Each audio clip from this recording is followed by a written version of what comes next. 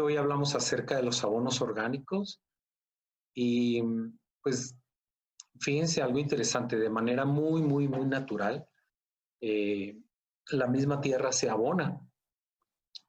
Por ejemplo, ustedes han visto en la misma Biblia, eh, habla del río Nilo allá en Egipto, es una de las tierras más ricas del mundo, tiene una profundidad enorme y eso es debido a las inundaciones normales que tiene el río en cierta época del año. Cuando el río se retira, pues deja cantidades de desechos que por siglos y siglos se han sedimentado en las tierras y pues eso ya es abono.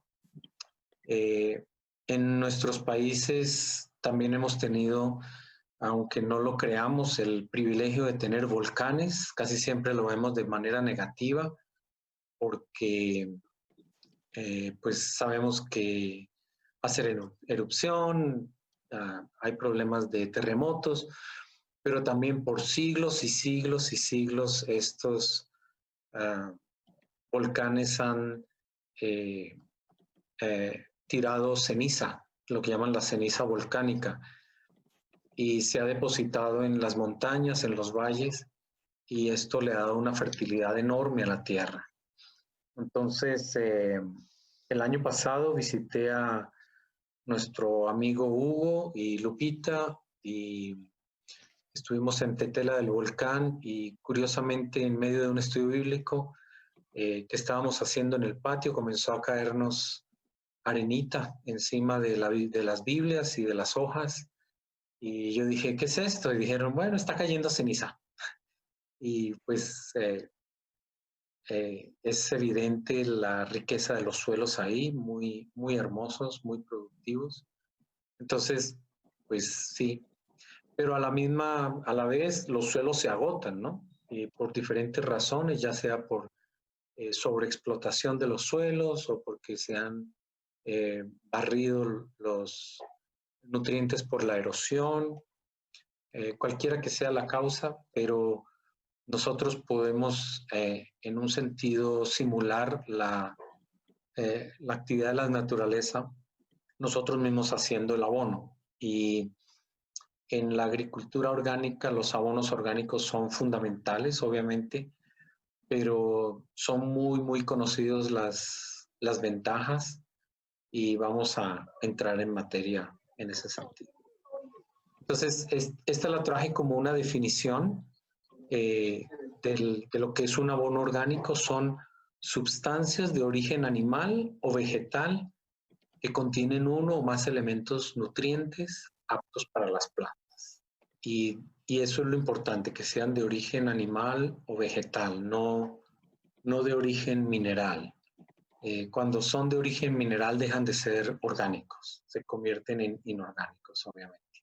Las funciones de los abonos orgánicos, por un lado, ellos nutren de manera lenta en las plantas, es decir, van soltando los nutrientes lentamente.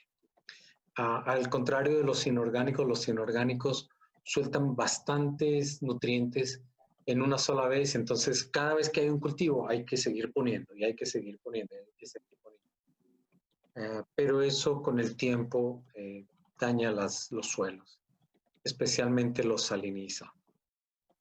En segundo lugar, vemos que ellos participan del mantenimiento de la actividad microbiana en el suelo. Entonces, por decir, inclusive cae un animal muerto o un excremento y hay una carga bacteriana altísima en ellos y eso ayuda a que esos microbios se incorporen al suelo y ayuden a la actividad de la descomposición de los organismos que caen en el suelo. Y por otro lado, también favorecen la textura equilibrada del suelo. Entonces, esos son motivos suficientes para que las personas hoy en día elijan los abonos orgánicos.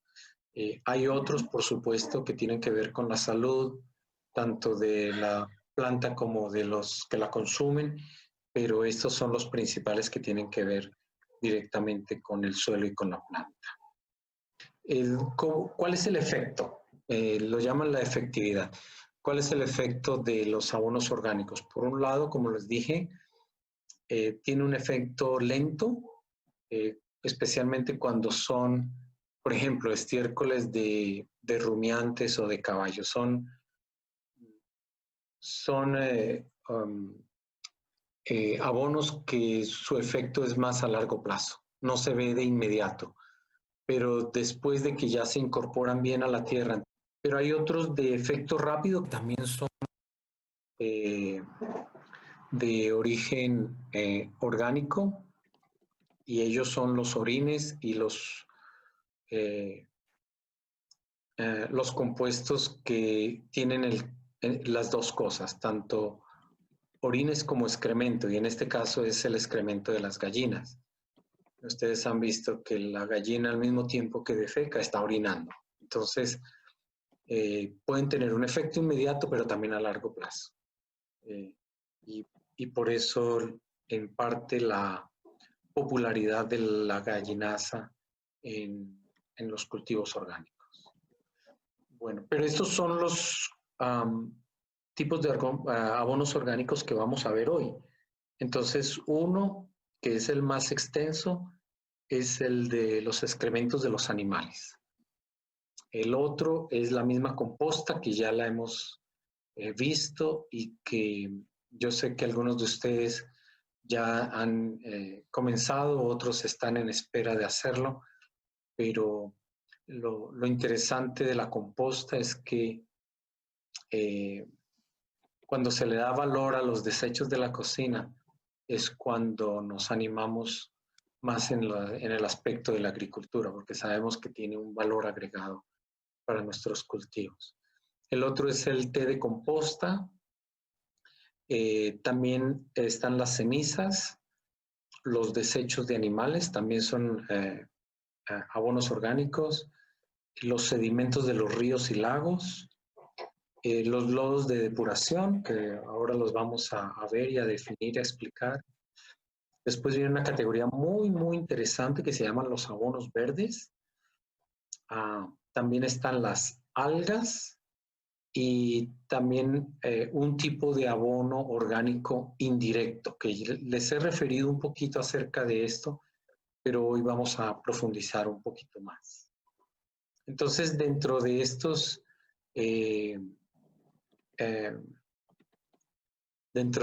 abonos orgánicos vamos a irnos a los de los excrementos de los animales y detenerme un poquito en ellos para explicar de alguna manera y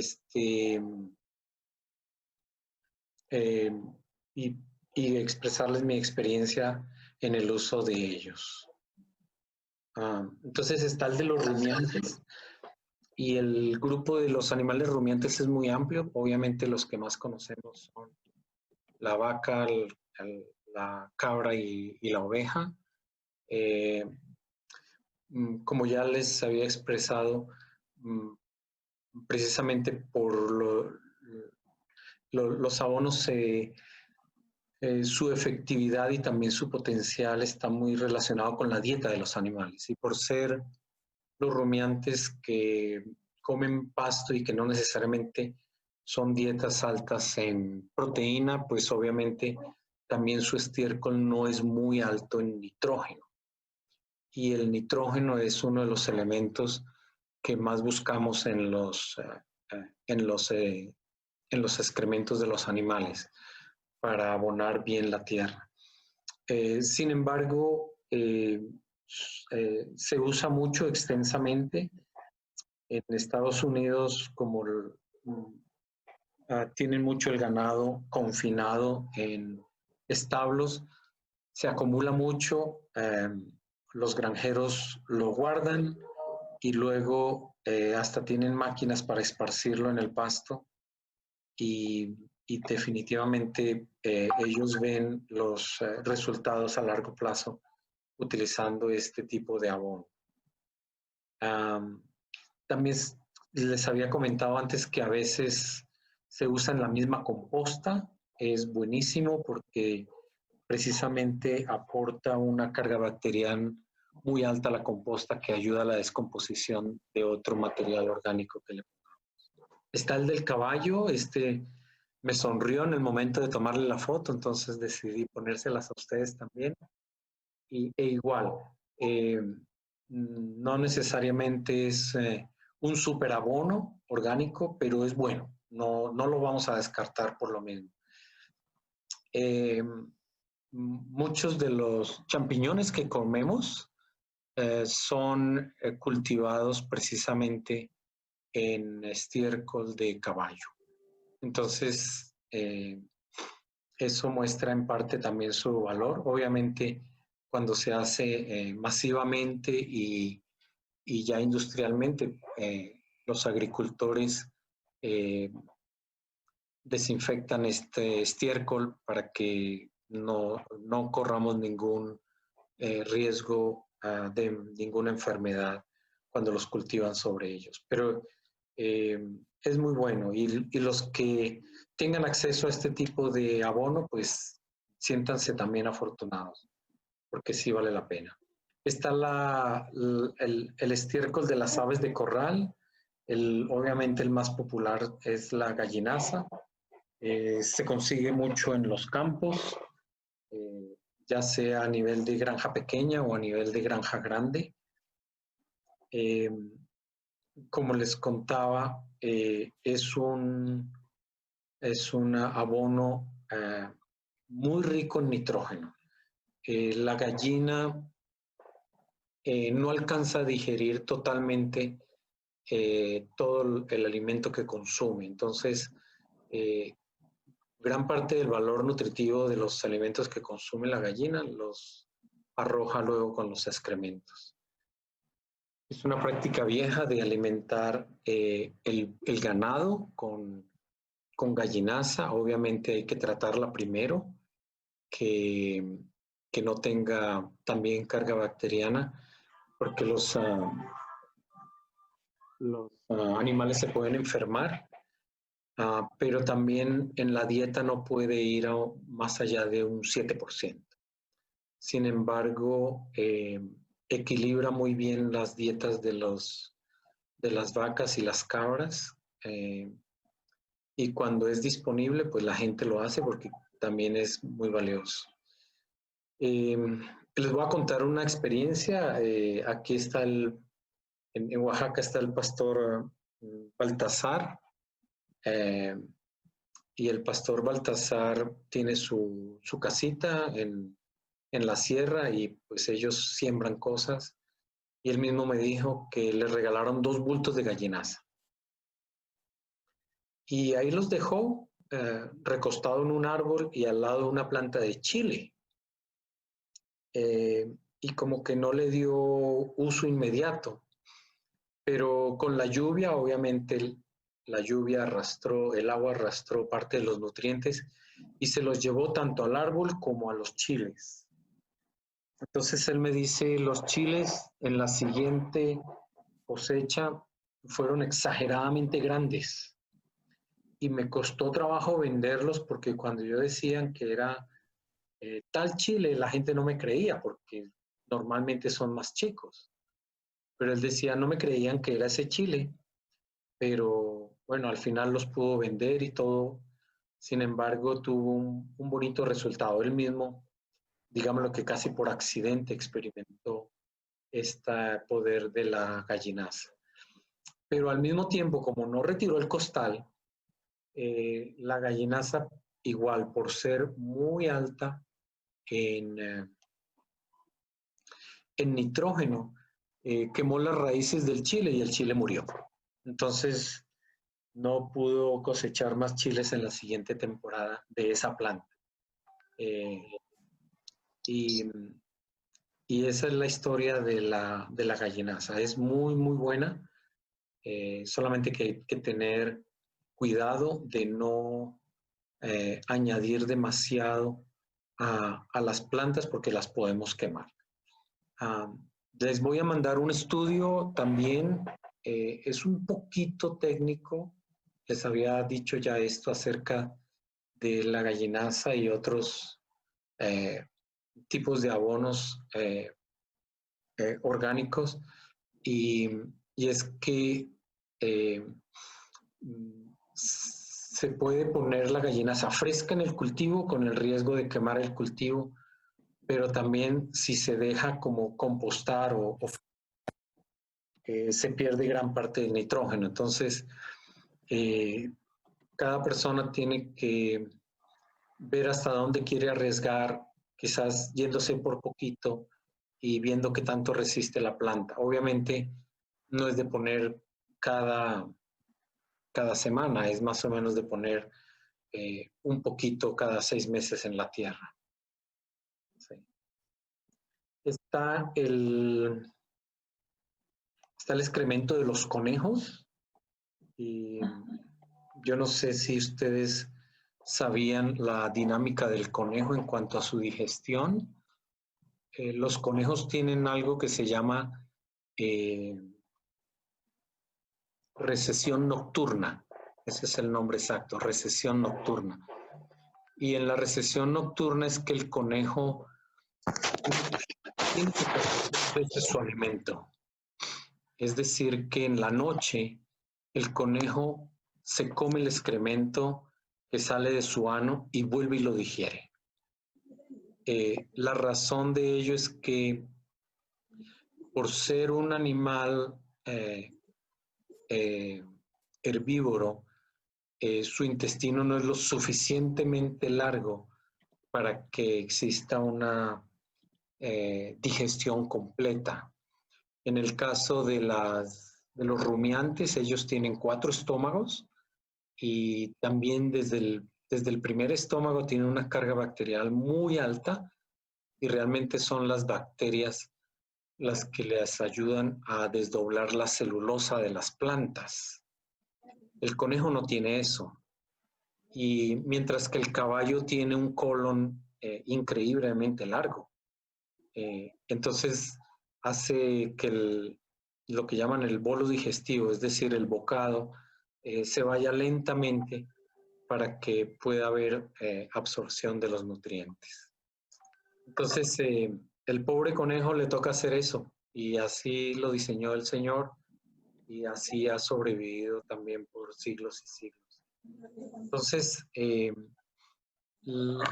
lo que sucede con el estiércol del conejo es que también hay que dejarlo secar, y este sí es también de mucho cuidado, quizás un poquito más cuidado que la gallinaza, porque lo que en el campo dicen es que el estiércol del conejo es caliente y quema las plantas. Y sí es cierto, es que en un sentido se fermenta, produce calor, y ese calor quema la planta. Entonces hay que dejarlo secar y luego se le aplica a las plantas. Pero es excelente, yo lo he usado, y también vale la pena muchísimo. Ahora tenemos el excremento de las aves marinas, es famosísima desde hace mucho tiempo. Hay personas que se dedican a este negocio, llevan barcos cerca de las islas donde hay muchas aves, y ellos recogen el excremento y lo venden. ¿Por qué razón es excelente este excremento? Pensemos en la dieta de las aves marinas, de las aves marinas, es el pescado.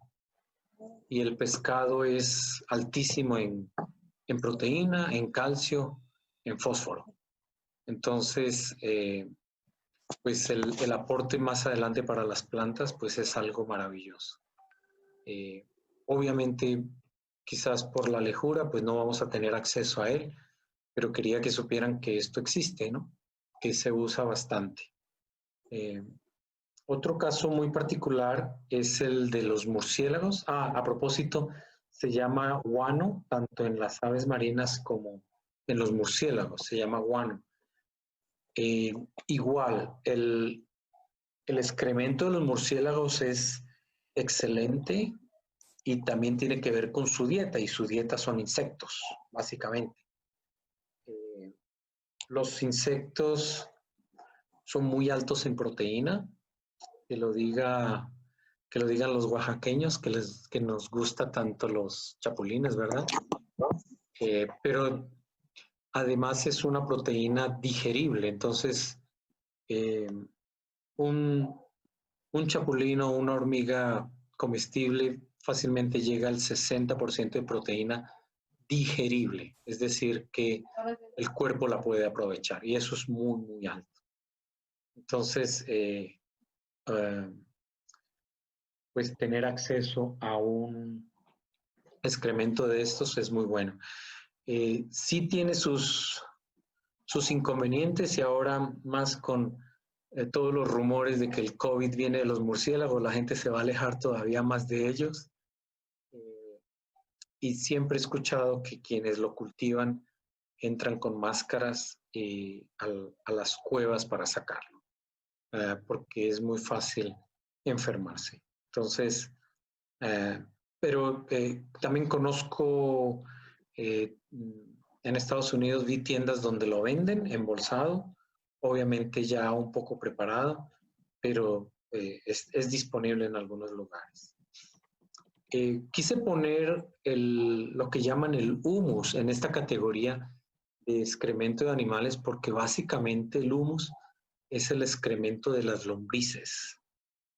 Y ya hemos hablado un poquito del beneficio de las lombrices cuando hablamos de la composta,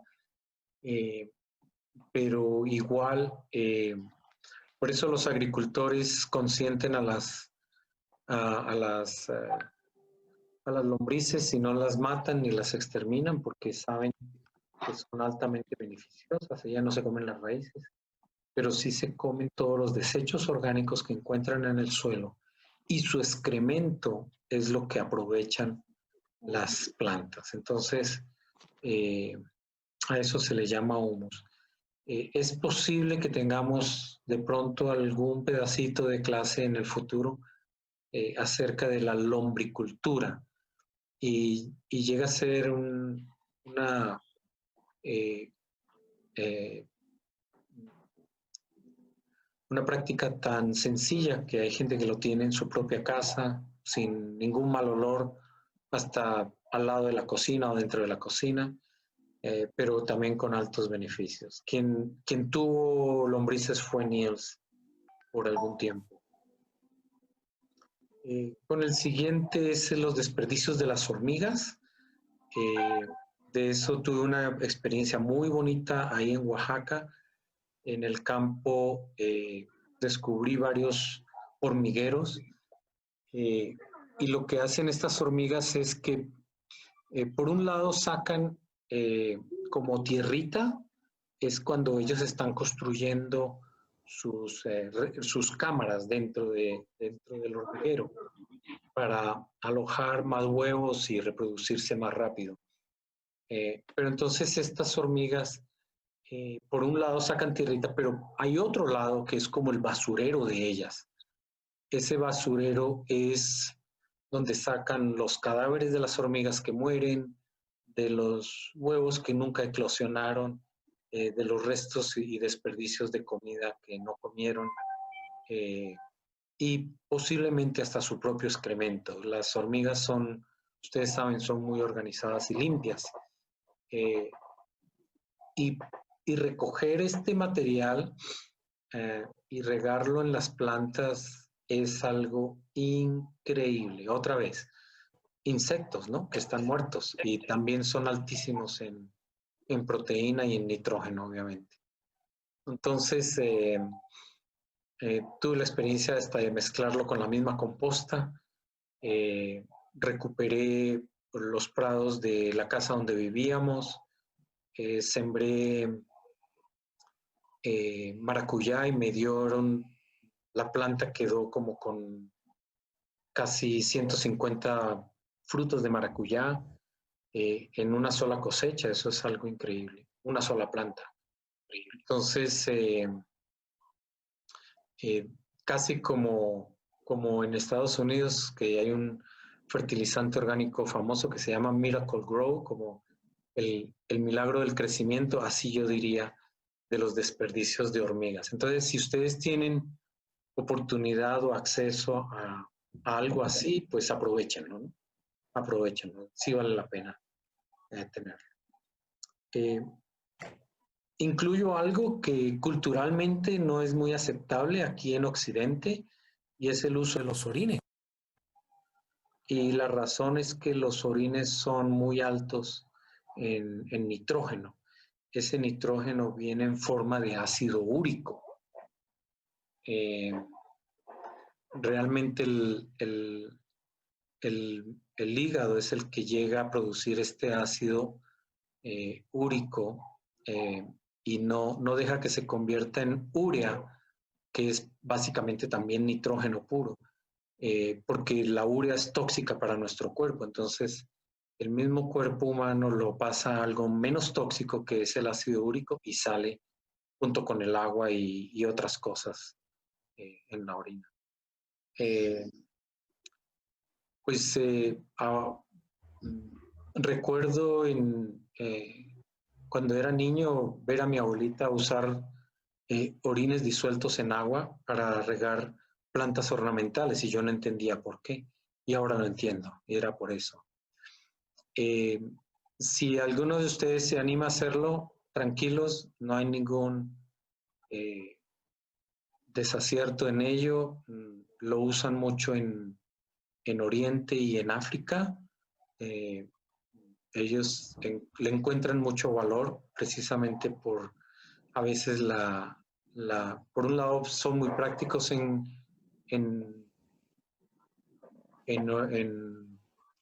los orientales, y por el lado de los africanos, pues ellos aprovechan cualquier tipo de líquido para regar las plantas y lo hacen con esto. Sí es súper necesario que lo hagan disuelto en agua, de lo contrario puede quemar algunas plantas. No todas. Si ya es un árbol establecido, por ejemplo, pues no le va a hacer nada, ¿no? Lo va a nutrir. Pero si es una planta pequeña, una hortaliza, sí tienen que hacerlo. El DIF hace varios años sacó diseños de baños rurales precisamente para utilizar este tipo de fertilizante orgánico siempre y cuando se usara agua también. Y se hacían por debajo del suelo unos pequeños canalitos de irrigación que en últimas iban conectados con el mismo baño, y plantaban árboles frutales a los lados, y la producción era muy linda, todo estaba tapado, jamás se iba a sentir un mal olor. Entonces sí dieron resultado. Tenemos la composta, ya hemos hablado de ella, no me voy a detener en lo de la composta, pero precisamente por provenir de productos orgánicos ya digeridos por las bacterias y otros animales que nos ayudan en la composta, pues resulta fabuloso, ¿no? Y ya sabemos que hay que esperar a que baje la temperatura después de que se han fermentado para poderlos usar. Y si se usan antes, saber que todavía hay un poquito de acidez en ellas. Entonces lo podemos corregir con un poquito de cal agrícola, que se consiguen en los lugares donde venden insumos para los agricultores. Y habíamos hablado también del té de composta, también lo llaman lixiviado de composta, que es básicamente, hay de dos formas, uno que se le pone agua a la composta y luego se cuela, pero el otro que es natural, los mismos líquidos de la composta, algunos se la ingenian para recogerlos y con eso riegan otras plantas. También les había comentado, se consiguen en los mercados orgánicos, pero su costo es bastante elevado. Un medio litro puede costar 40 pesos. Y es bueno, ¿no? Y es bueno saberlo porque a lo mejor se puede convertir en algunos de nosotros en un pequeño negocio. Aquí voy a hablar de las cenizas. Las cenizas Realmente las cenizas son inorgánicas. Es el resultado o el residuo, por ejemplo, de quemar la madera. Lo que queda ya no es orgánico. Siempre con el fuego se quema todo lo orgánico, porque lo orgánico contiene obviamente átomos de carbono, pero lo último que queda ya es inorgánico. Sin embargo, estas cenizas provienen de productos que fueron orgánicos. Entonces los incluí aquí.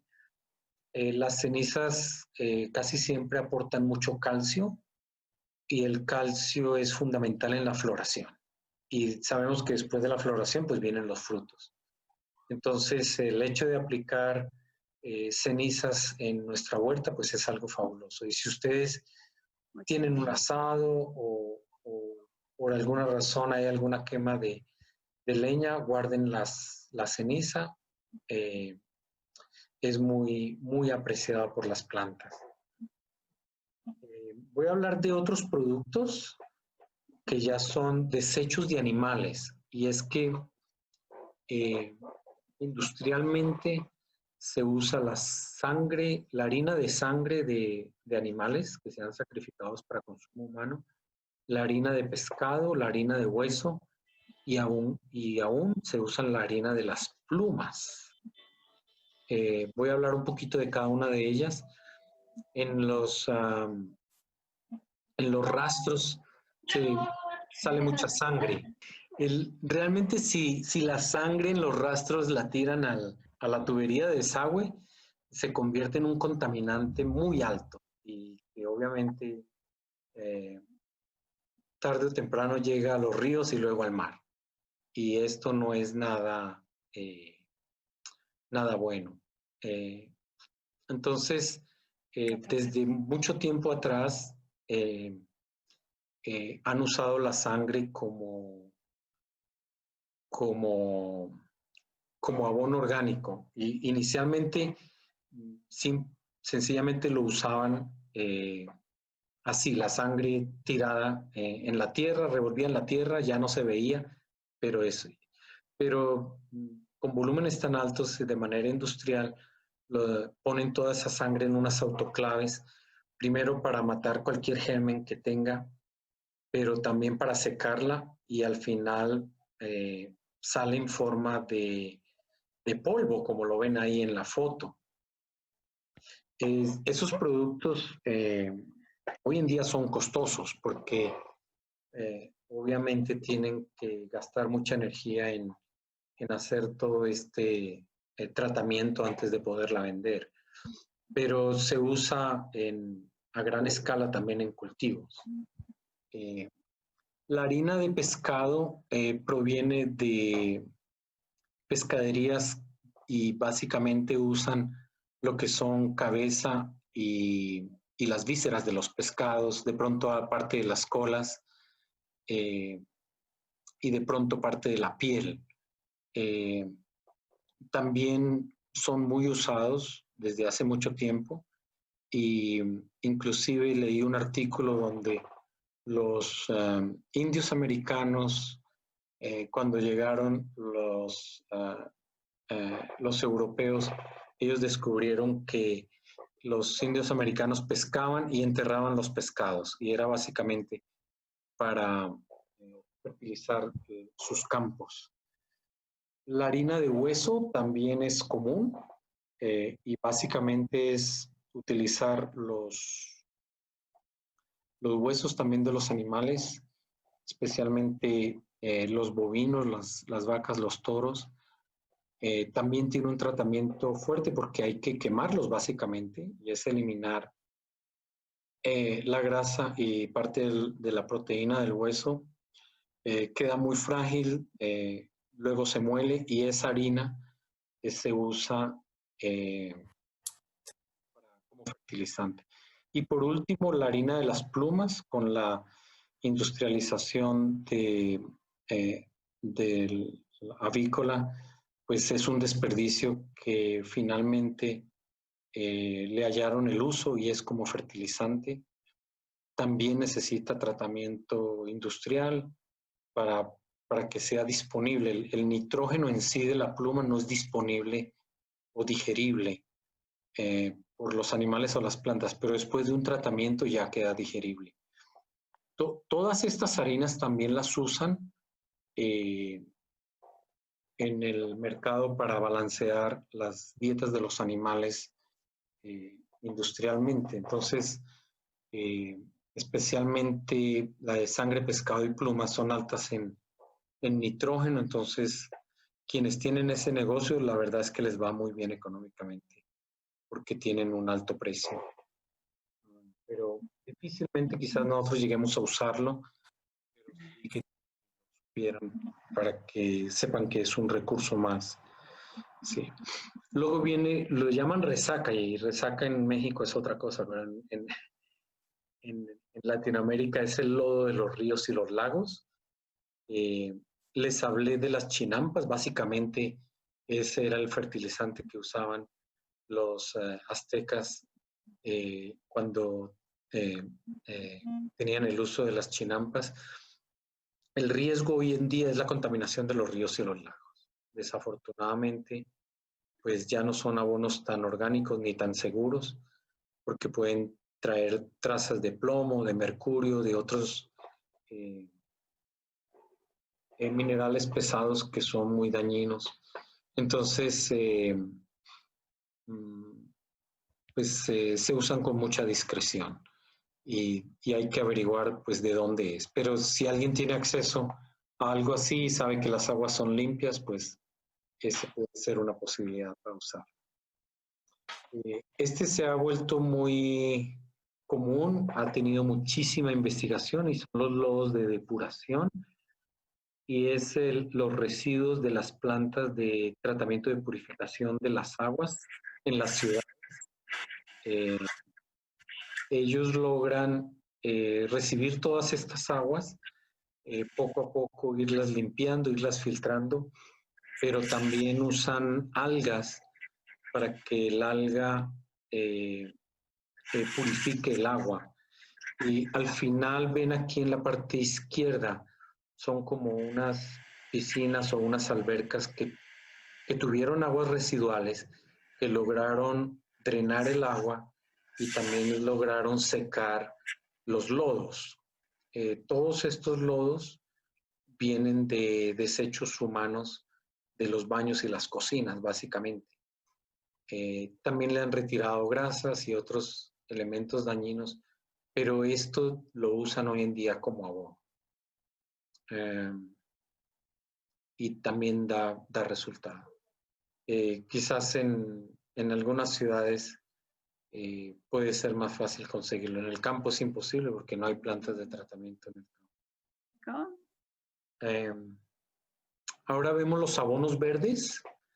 Les he hablado un poquito de los abonos verdes y es una práctica de sembrar antes de nuestro cultivo se siembra otra planta y ha de ser una planta que es alta en nitrógeno y luego antes de que dé semilla la planta para que la proteína no se vaya al fruto, entonces la planta contiene mucho nitrógeno en los tallos y las hojas y se vuelve a arar la tierra.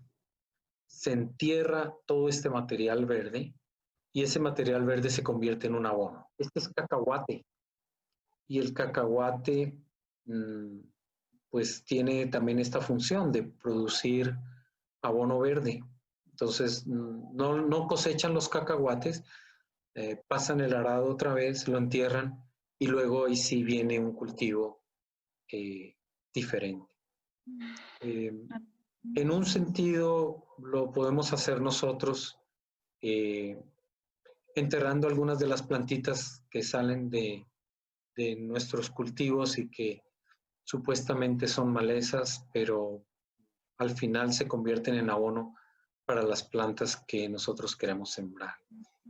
Y el otro que es muy común y también muy estudiado en muchas partes del mundo es el guaje, que es la misma, en otras regiones del mundo lo conocen como leucaena. y hay muchas variedades de leucaena. Muchas de ellas son del Perú, que es una de las más famosas, y de Australia. Obviamente también hay aquí en, eh, en México. A propósito, la ciudad de Oaxaca se llama Oaxaca por los guajes, como la tierra del guaje. Estas vainas que ven aquí, las semillas son comestibles y la gente, se pueden conseguir en el mercado y la gente las come fácilmente. Pero tiene varias propiedades. Primero que todo es una leguminosa porque tiene vainas, si las ven, ¿no? Tiene jotes en otros sentidos, ¿no? En otras palabras. Siempre que veamos ejotes es sinónimo de proteína. Entonces, las hojas antes de la floración son muy altas en proteína. Y lo que hacen en muchos cultivos es cortar ramas tiernas y ponen esas ramas alrededor de los cultivos, de las plantas de los cultivos, y eso es abono también, es otro abono verde. Cuando digo que ha sido muy estudiado es que realmente han comprobado científicamente que es de mucho valor y lo promueven mucho. Y tiene muchas otras facultades, incluyendo la madera, que es de alta combustión. Y, bueno, a propósito, también estas hojitas muy tiernas, hay gente que las usa en la ensalada, ¿no? Como un ingrediente más de una ensalada. No únicamente como el único ingrediente, sino como un ingrediente más. Y casi no tienen sabor, pero sí aportan bastante proteína.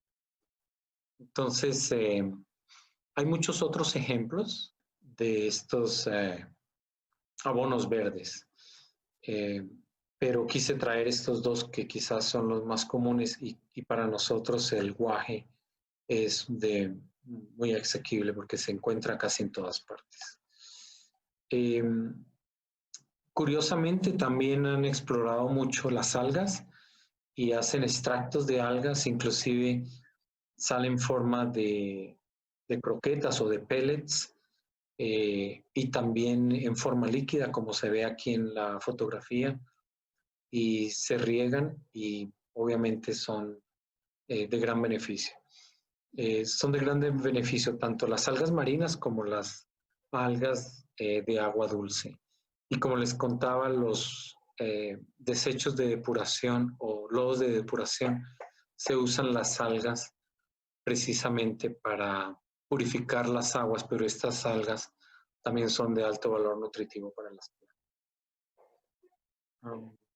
Creo que esta es la última que vamos a ver y se refiere lo llaman abonos orgánicos indirectos. Ven aquí a la mano derecha un trébol, ¿verdad? Pues un trébol también es una leguminosa, es decir, produce frijolitos y tiene vainas. Muchas veces no las vemos porque son muy pequeñitas, pero todo tipo de leguminosa tienen sus raíces, esto que ven aquí. Tienen estos nombres: Rhizobium, Azotobacter y Azospirillum. Y todas ellas son bacterias que están dentro de unos nódulos de las raíces, y estas bacterias fijan el nitrógeno en el suelo, es decir, lo atrapan del aire que está debajo de la tierra y son capaces de pasárselo a la tierra y a las raíces de la planta que está al lado de ellas. Entonces se forma en un sentido un cierto tipo de simbiosis donde otras plantas pueden aprovechar el nitrógeno que producen estas bacterias. Entonces, si ustedes ven un trebolito, cuídenlo, no lo arranquen. Ese trebolito está ayudando a su planta a crecer. Quizás más adelante veremos algo muy simple respecto a malezas, pero la definición de maleza es muy curiosa. La definición de maleza es toda planta fuera de su lugar. Es decir, que si una planta está en el lugar apropiado, cualquier planta que esté en su lugar apropiado no es maleza. Pero así puede ser la planta más linda y hermosa y está en medio de mis tomates y les está compitiendo contra mi planta, pues se convierte en una maleza, ¿no? Entonces, difícilmente los trebolitos y las leguminosas son malezas, al contrario, son plantas muy beneficiosas. Bueno, hasta aquí yo creo que tengo mi presentación y ahora sí tenemos nuestro espacio para preguntas. Yo tengo mucho trébol que ha Sí. crecido en mis plantas, pero Ajá. yo pensé que se robaba espacio y lo arranco y lo tiro. No, no, no. Y si por alguna razón lo arrancas, entiérralo, porque se convierte en un abono verde. Sí. El, el trébol es tan alto en proteína que cuando siembran pastos en las praderas para el ganado, lo mezclan con el trébol blanco. No sé si han visto que es como una bolita blanquita, que es la flor del trébol, y hay otro que es color como rosadito. Sí. Eso es alimento para el ganado. Y cuando hay trébol en una pradera, las vacas producen más leches que si no hubiera trébol en la pradera. Entonces, les aporta proteína. Entonces, es de muchísimo, muchísimo valor para que Perdón, ¿y el germinado que están vendiendo de trébol para comer, entonces es muy sano? Sí, tiene que serlo. Tiene que ser muy sano. No lo he visto, ni sabía que lo vendían, pero es muy sano, definitivamente. Lo único en cuanto al consumo, muy temprano en las mañanas, la plantita del trébol es alta en nitritos y nitratos, y eso puede hacerle daño al ganado. Entonces, en parte por esa razón, las ovejas no deberían salir a pastar sino hasta después de las 9 de la mañana. Las cabras sí no les pasa nada. Las cabras pueden comer hasta vidrio y no les pasa nada. Bueno, es una exageración, pero las ovejas son muy delicaditas. Entonces se esperan para que el sol caiga sobre la planta y el sol sobre la planta baja los niveles de nitritos. Entonces, valoren mucho los tréboles.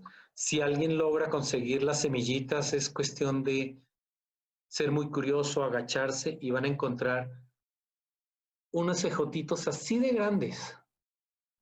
Y si ya están maduros, en el momento en que los tocan, el ejotito explota y riega las semillas por todas partes. Naturalmente es su forma de multiplicarse, las tira lejos. Entonces, con cuidado hay que quitar los ejotitos y eso lo pueden secar y sembrar otra vez. Sí. Yo tengo una pregunta. Cuéntame. Soy Ofelia. Ofelia, sí. Cuéntame. Dice Yemima, pero soy Ofelia. Sí. Yo hice mi composta. Sí. Y bueno, me he dado cuenta que cuando tomo de la composta que hice para sembrar, se crean unos mosquitos, unos animalitos pequeñitos que luego se comen las hojas. ¿Por qué es y qué puedo hacer? Quizás todavía no está lista la composta para ser utilizada y debes dejarla un poquito más de tiempo. ¿Cómo cuánto tiempo es? Es que varía dependiendo de la época del año, por la temperatura, varía de acuerdo a los componentes que serían los desechos que hemos puesto.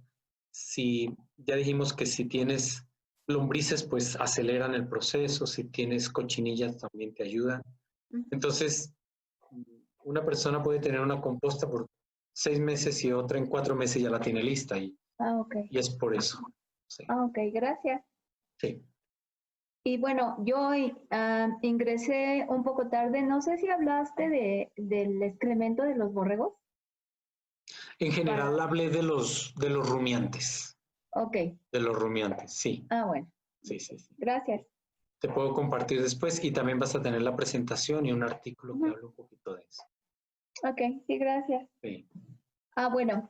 ¿Qué tan conveniente es que hice aquí unas notitas, moler, por ejemplo, los desechos para la composta? Moler así, bueno, no exactamente molido, pero sí ponerlos en la licuadora y luego vaciarlo. Pues es mucho trabajo, la verdad. Y por otro lado, sí acelera, indudablemente, porque aumenta la superficie de los componentes, pero es mucho trabajo, realmente no vale la pena. Sería complicarse uno mucho y corre uno el riesgo de que se canse, ¿no? Sí. Ok. Pues, gracias. En algún ciclo puedes intentar hacerlo y ver cómo te va y nos compartes. Bueno, lo he hecho. Así como van saliendo, a veces muelo y vacío. No siempre, muelo y vacío. No lo hago siempre, pero pensaba solo para quitarme la duda. Y pues si solo es por el trabajo, bueno, está bien. Gracias. Sí, claro que sí. Buenas tardes a todos. Lisandro, fíjate que tengo un pozo que capta el agua del lavadero y no sé si esos sedimentos sean útiles o no sean convenientes utilizar. Ya ve que tengo un poco de lodo, o si por los químicos del jabón no es conveniente agregarlo a la tierra para sembrar plantitas. Sí, yo diría que lo usaras experimentalmente, es decir, no le pongas ese lodo a las plantas, sino que más bien coges parte del lodo, parte de tierra y en una maceta siembras y nos dices qué pasó. Y nos compartes a todos. Mi sugerencia es los detergentes, inclusive los lavatrastes líquidos y también algunos sólidos, son muy efectivos, pero en parte porque contienen ácido y ese ácido queman las plantas. Pero les compartí hace un tiempo que yo comencé a usar el jabón Foca para lavar la ropa y también ponía apenas muy poquito en la ropa. La ropa salía bien limpia, no tenía problema, pero yo podía usar el agua de la lavadora para regar el pasto porque en donde vivíamos no nos proporcionaban casi agua. Entonces, sí valió la pena hacer el experimento, pero y primero inicié con los detergentes normales y me di cuenta de eso. Entonces corregí usando el Foca, que es más amigable ambientalmente. Pero usa los lodos, como te dije, de manera experimental, mezclándolo con tierra y sembrándolo en macetas aparte. Y si te da resultado, quiere decir que el lodo es bueno. Entonces, úsalo todo. Ok, otra pregunta que surge derivada. ¿Le podemos agregar cal en un momento dado para matar algunas bacterias? Pero entonces eso sería cal viva, no cal agrícola. Ah, bien. ¿No cal del bulto de construcción? No. Bueno, no porque esa cal después cuando uses el lodo o el agua, pues le va a hacer daño a las plantas. Las va a quemar. Esa es la cal que se usa en la construcción. No se puede usar. En la agricultura no se usa esa cal. Está bien. Y si son bacterias, quizás porque tienen algún mal olor o algo, si tú usas esas aguas para regar y no tienen una carga alta de ácido por el detergente, al contrario van a ser de mucho beneficio para las plantas. Gracias, Lisandro. Pero es cuestión de que tú vayas experimentando, ¿no? Entonces, te dedicas a regar con esa agua solamente una o dos plantas y esperas el resultado. Apenas ves que comienzan a quemarse las hojitas, paras. Ya sabes que les hace daño. Muchas gracias, Luis. Claro que sí.